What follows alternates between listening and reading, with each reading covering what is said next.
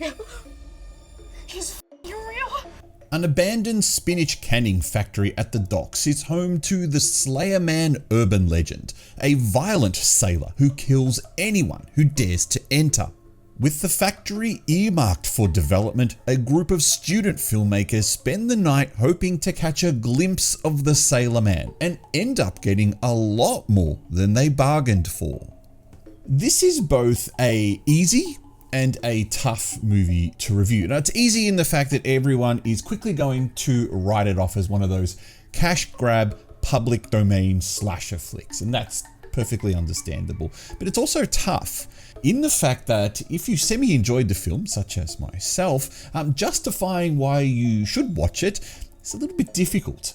In a sea of slasher films, see what I did there, especially with this new subgenre of public domain horror, this is rather unremarkable. It's full of cliches. I mean, you've got the people running up the stairs when they should be going out the front door, and you've also got the typical old guy, "You're all doomed" character. Some of the acting is utterly terrible. The blood looks like water, and Popeye's face mask looks like it's made of rubber. Yet under all of this, it's quite a charming film. Charming in the way like if your cat was to fall off a chair by accident, but it looks around like it done it deliberately. That kind of charming. But it's also blaringly obvious from the first 10 minutes what the movie's going to be about. As a filmmaker, you don't introduce a mysterious character called Olivia and not expect the audience to connect all the dots there. And again, yet for all of that, watching Popeye smash another head seemingly never gets boring. I mean, maybe that's the years of me playing Mortal Kombat and repeating the same fatalities over and over again that's got me desensitized.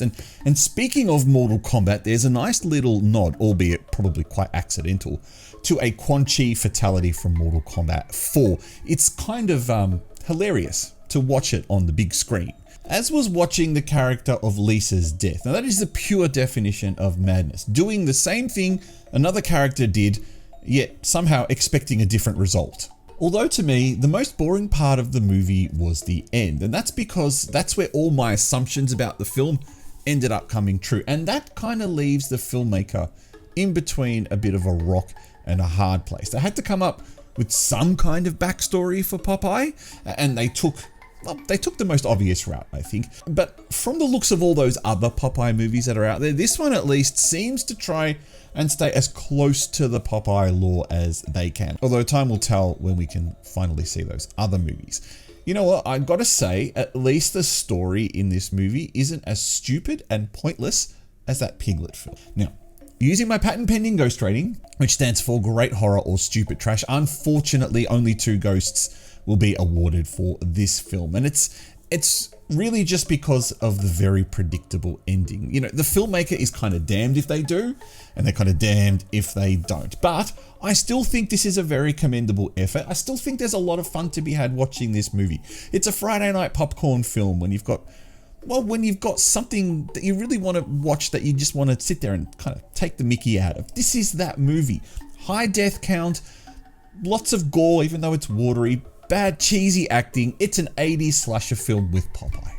Anyway, I'm the Artie Dans. You are watching Shockmania. What did you think of Popeye the Slayer Man? Leave a comment below. Press like if you enjoyed the video, subscribe, all that other jazz. Thank you so much, and I will probably catch you next time. Might have a kill count video for this one.